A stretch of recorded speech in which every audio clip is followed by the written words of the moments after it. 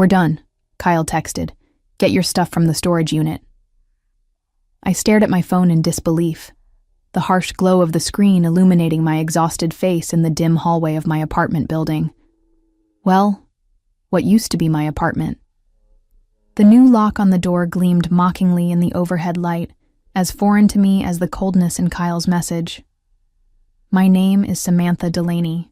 I'm 47 years old, and I just spent 10 days sleeping on waiting room chairs while my sister Vanessa recovered from emergency surgery. 10 days of hospital cafeteria sandwiches and vending machine coffee. 10 days away from my husband of 15 years. And apparently, that was all it took for him to decide our marriage was over. I sank down against the wall, my legs suddenly unable to support my weight. The security light in the hallway flickered, casting strange shadows across the floor. I scrolled through the rest of Kyle's messages with trembling fingers. "I've moved your things to Unit 23B at Westside Storage. Keys under the mat. I pawned your jewelry.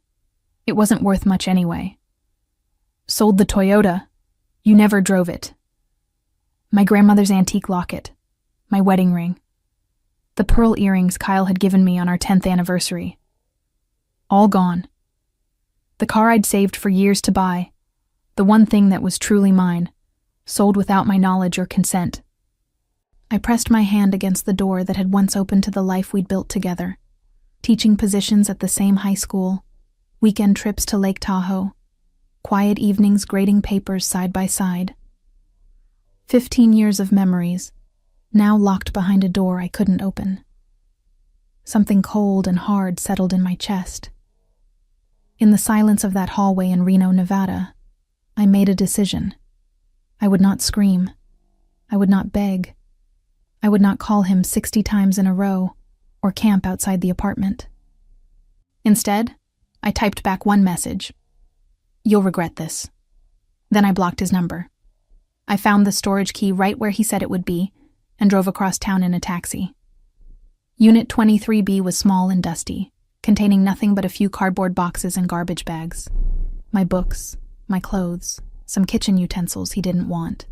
15 years of marriage reduced to less than 100 cubic feet of discarded items. That night, I stayed at a cheap motel near the hospital so I could visit Vanessa in the morning.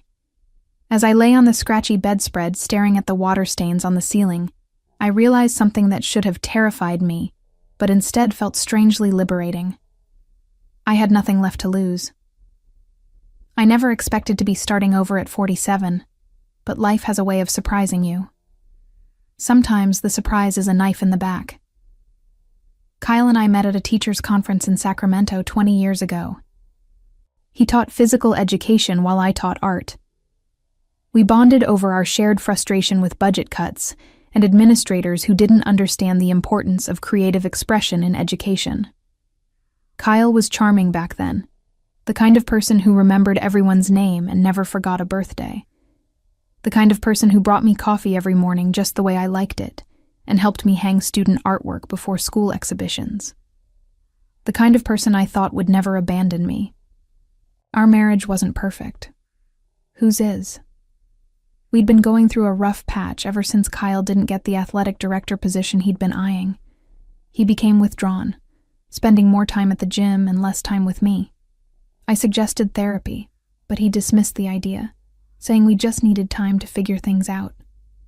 Then Vanessa's appendix ruptured, and everything changed. My sister had no one else. Our parents were gone, and she'd never married. I couldn't leave her alone in that hospital, fighting for her life. I thought Kyle understood that. I thought 15 years of marriage had earned me at least that much trust. I was wrong. The morning after I found myself locked out, I sat in Vanessa's hospital room, trying to keep my voice steady as I told her what happened. "That absolute bastard," she whispered, her face still pale from surgery. "I'll kill him." "No," I said, surprising myself with how calm I felt. "You need to focus on getting better. I'll figure this out." "Where will you go? What will you do?" The monitors tracking her heart rate beeped faster, reflecting her distress. I took her hand, feeling oddly protective despite being the one whose life had just imploded. I've got some savings. Not much, but enough to rent a small place for a few months. And I've been thinking about that arts administration program at the university. Maybe it's time I finally applied. Sam, Vanessa said, using my childhood nickname, you don't have to pretend with me. It's okay to fall apart. I looked out the window at the Sierra Nevada mountains in the distance, their peaks dusted with early snow. I'm not pretending, I said. I'm just done wasting time on someone who could throw away 15 years so easily. That evening, I found a small studio apartment I could afford on my teacher's salary. It was close to the school where I taught and had just enough room for my reduced belongings. As I unpacked my few remaining possessions, I discovered something Kyle had overlooked: my portfolio of digital artwork, backed up on an external hard drive. 3 months after Kyle changed the locks, I received divorce papers in the mail. He'd cited irreconcilable differences as the reason for our separation. I almost laughed at the clinical term for what had happened. Irreconcilable differences didn't quite capture the magnitude of coming home to find yourself homeless, your possessions sold, your marriage over via text message. The legal document listed our shared assets. Kyle had claimed everything of value: the apartment, the furniture, our joint savings account. He'd even taken half my retirement fund. According to his lawyer, I was entitled to nothing else, since I had abandoned the marriage by staying with my sister during her health crisis. I sat at my small kitchen table, staring at the papers until the words blurred. The pain I'd been holding at bay threatened to overwhelm me. For a moment, I considered calling Kyle, demanding an explanation, fighting for what was rightfully mine. Then my phone buzzed with a notification. An email from the university. I'd been accepted into the arts administration program with a partial scholarship. Classes would start in 6 weeks. It felt like a sign. I could spend months, maybe years, fighting Kyle in court for material possessions, or I could invest that energy in rebuilding my life. I signed the divorce papers without contesting his claims, much to the frustration of the lawyer Vanessa had insisted I consult. He's walking away with everything, the attorney warned. You're entitled to much more than this. I know what I'm entitled to, I replied, and I'll get it back my own way. That night, I called my principal and resigned from my teaching position, effective at the end of the semester. 20 years in the public school system ended with a 10-minute conversation. I felt a momentary pang of regret for the students I'd leave behind, but I knew this was necessary. I couldn't risk running into Kyle in the faculty lounge or the parking lot. I couldn't teach in a place where people would whisper about my failed marriage. When I told Vanessa my decision, she was skeptical. You're letting him win, she argued. That school was your life before him. That's the problem, I said. Everything in Reno reminds me of Kyle. The school, our favorite restaurants, the park where we used to walk on Sunday mornings. I need a clean break. And then what? She asked. You'll get your degree and... I showed her the digital art portfolio I'd been working on. Illustrations, animations, and interactive designs I'd created over the years as a hobby.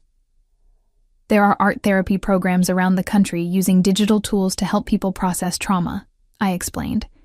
I've been researching them. With my teaching background and this degree, I could develop something similar. Vanessa studied my work, her expression softening. These are beautiful, Sam, but art therapy programs take years to establish, and you need to eat in the meantime. I've applied for a night job at the university library, I said. Between that and my scholarship, I'll manage. I have to try, Van. I need something that's completely mine. As I left her house that evening, the winter sun setting behind the mountains, I felt the first stirrings of something I hadn't experienced since finding that new lock on my apartment door. Hope. My new life developed a rhythm. Days in class, evenings at the library, late nights working on my portfolio. I barely had time to think about Kyle or what I'd lost, which was exactly what I needed. 6 months into the program, I was approached by Professor Winters after her grant writing seminar. She was a formidable woman in her 60s with silver hair and piercing blue eyes that seemed to look straight through you. "Your project proposal was exceptional," she said, her tone matter of fact. "The digital art therapy concept has potential." "Thank you," I replied, trying not to show how much her approval meant to me. "There's a summer fellowship available through the Carson Foundation. It provides funding for innovative arts initiatives with social impact." She handed me a brochure. "The deadline is next week. I suggest you apply." That night, I stayed up until dawn refining my proposal. An accessible digital art therapy program designed for people experiencing major life transitions, divorce, bereavement, illness. Users would move through guided creative exercises that helped them process their emotions through visual expression. I called it Canvas Art Therapy Reimagined. 2 months later, I received the fellowship. It wasn't life-changing money, just $15,000, but it was enough to develop a pilot version of the program. I hired a programmer from the computer science department to help build the platform and spent every free moment creating content.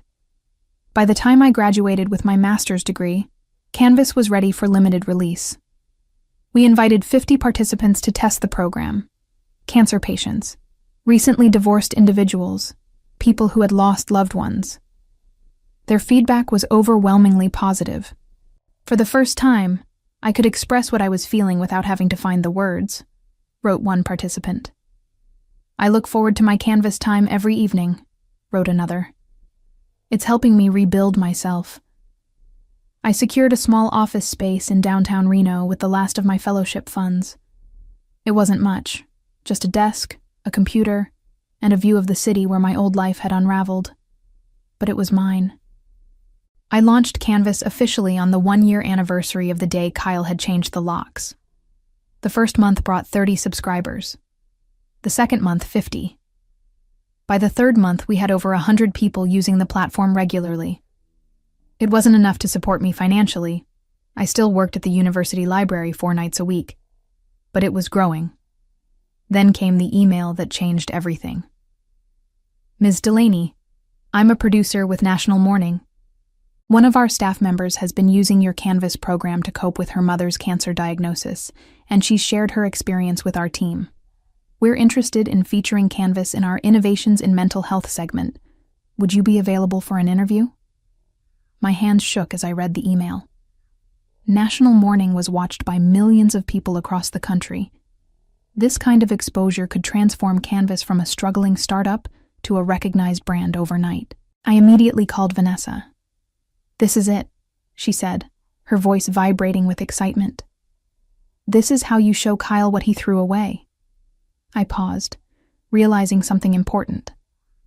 "I haven't thought about Kyle in months," I said slowly. "This isn't about him anymore. This is about what I've created." And it was true. Somewhere along the way, in the late nights and early mornings, in the code reviews and content creation, in the feedback sessions and grant applications, I had stopped defining myself by what I'd lost. I had become someone new, someone I liked better than the woman who had been so devastated in that hallway. The day before the interview was scheduled to air, I received an unexpected visitor at my small office. Janet, my former colleague from the high school art department, stood in the doorway, looking uncomfortable. "I hope you don't mind me stopping by," she said.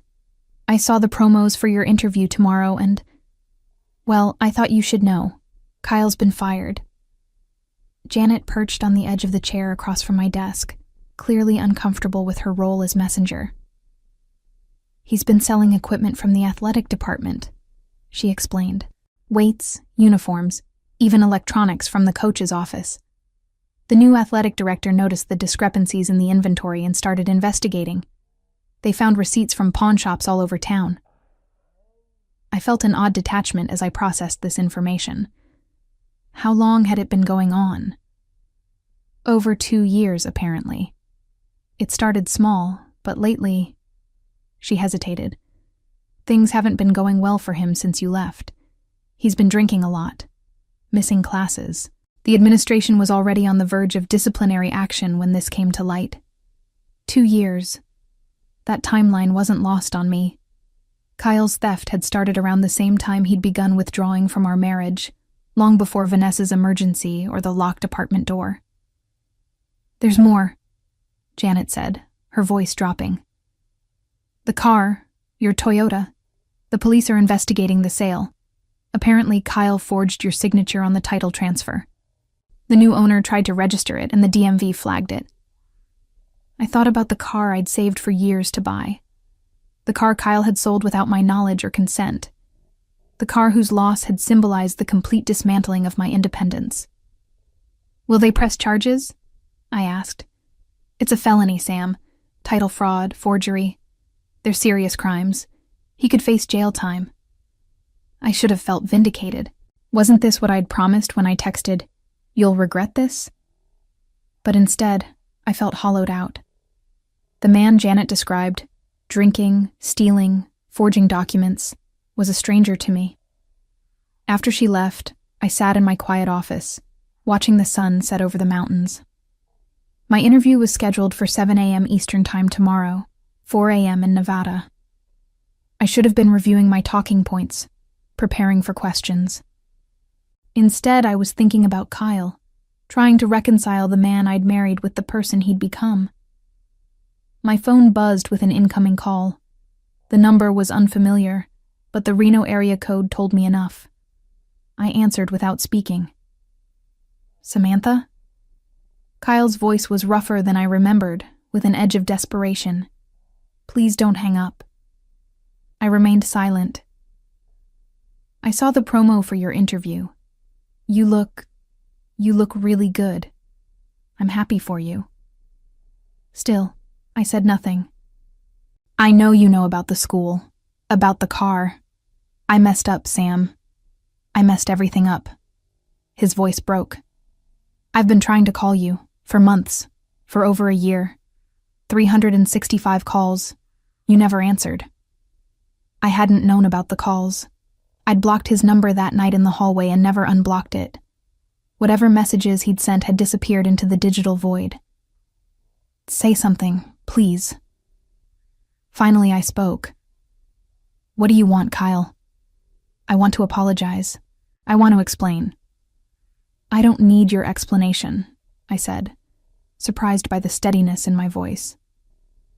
"Whatever you did, whatever your reasons were, it doesn't matter anymore." "Sam, no," I said firmly. "You don't get to call me that. You don't get to pretend we're still close. You threw me away like I meant nothing. You sold my possessions. You locked me out of my own home." "I was desperate," he whispered. "I had gambling debts. I was scared and stupid and—" "Stop," I interrupted. "I'm not interested in your excuses.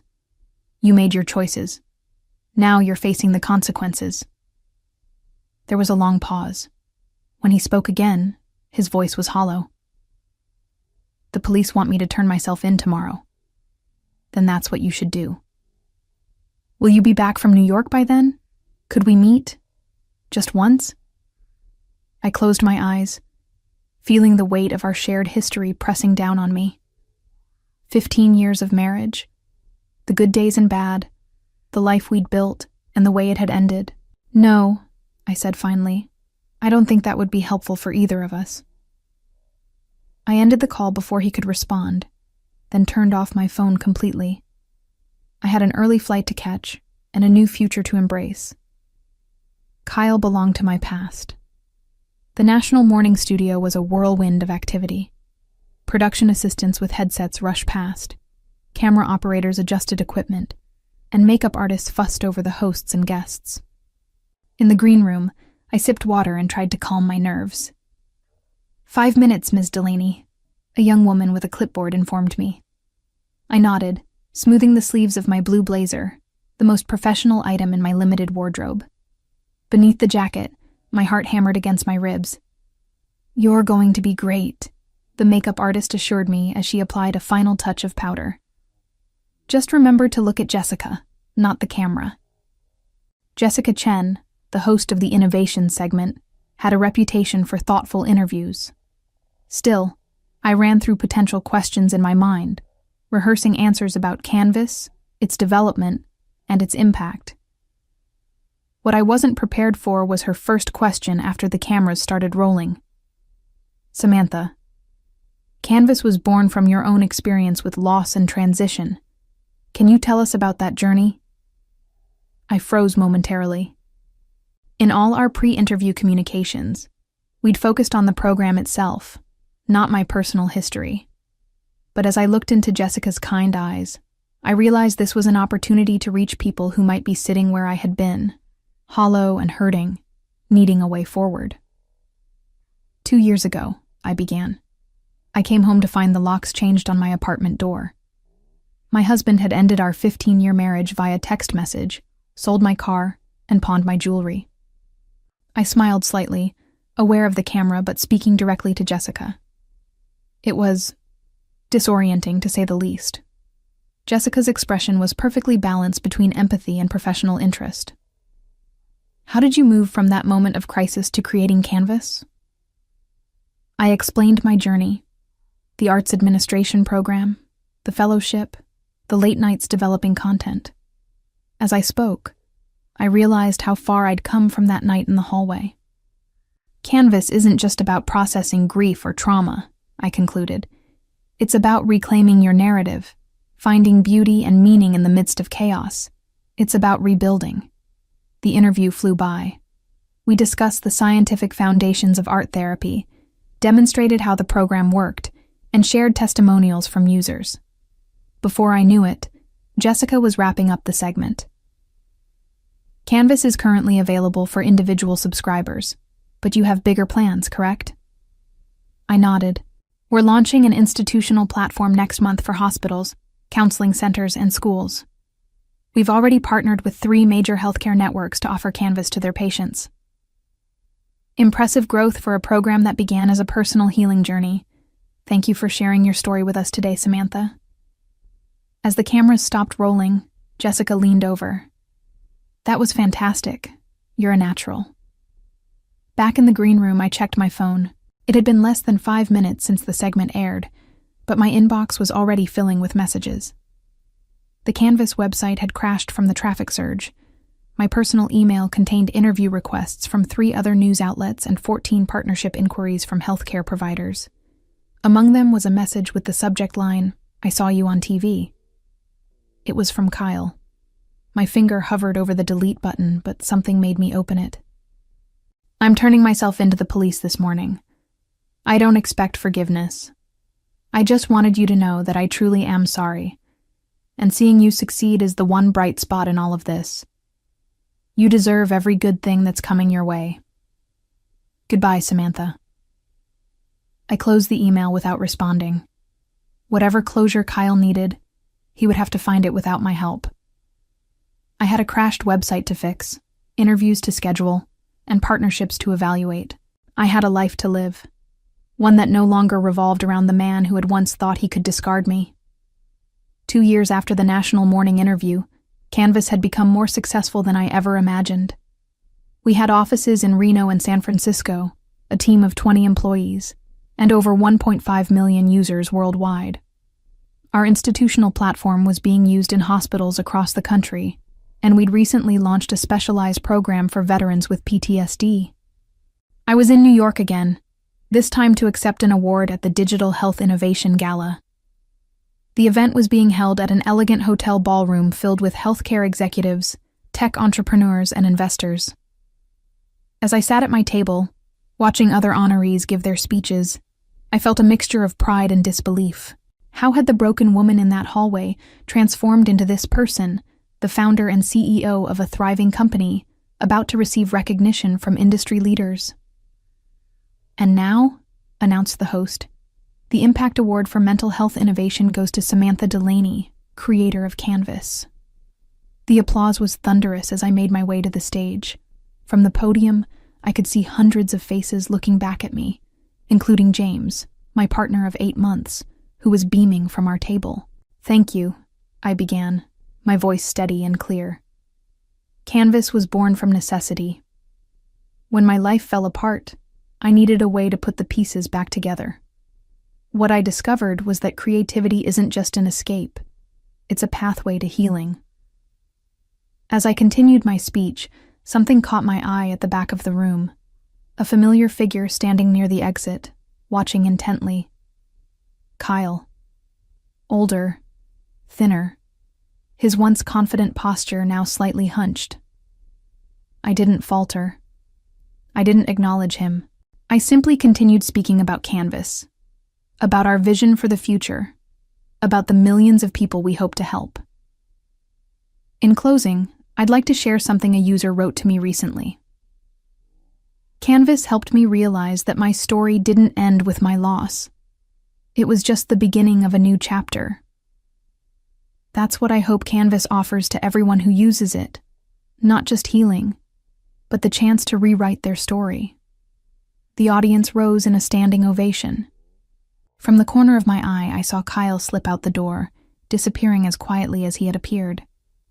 After the ceremony, James and I were mingling with guests when an event coordinator approached me. "Ms. Delaney, there's someone who would like to speak with you privately. He says it's important." I knew who it was before she described him. "Tell him I'll meet him in the lobby in 5 minutes." James looked concerned. "Everything okay?" "It's fine," I assured him. "Just some unfinished business. I won't be long." Kyle was sitting on a bench near the hotel's grand entrance, looking out of place in his worn suit among the polished marble and crystal chandeliers. He stood when he saw me approach. "Congratulations," he said, his voice hoarse. "I read about the award in the business section. I hope you don't mind that I came." "How did you get in?" I asked. I told them I was with Oak Ridge Health. "They're one of your partners, right?" A ghost of his old smile appeared. "I've been following your success." I felt nothing. Not anger, not satisfaction, not even pity. Just a profound neutrality, as if I were speaking to a stranger who happened to share some of my memories. "I served 14 months, he said when I didn't respond. "Got out early for good behavior. I'm working construction now. It's honest work." "I'm glad to hear that," I said, and I meant it. I didn't wish him ill. I just didn't wish him anything at all. "I keep thinking about what I threw away," he continued. "Not just our marriage, but the person you were becoming. I could have been part of this." He gestured vaguely toward the ballroom. "No," I said gently. "You couldn't have. This happened because you left." His face registered surprise, then understanding. Canvas, my success, my new life. None of it would have existed if he hadn't locked me out that night. "I should go," I said. "My partner is waiting." "You're happy?" he asked, the question barely audible. I looked back toward the ballroom, where James was chatting with colleagues, where my award sat gleaming on our table, where my future continued to unfold. "Yes," I said. "I am." As I walked away, I heard Kyle call after me. "Samantha?" I turned. "You were right," he said. "I regret it, every day." I nodded once, acknowledging his words without responding to them.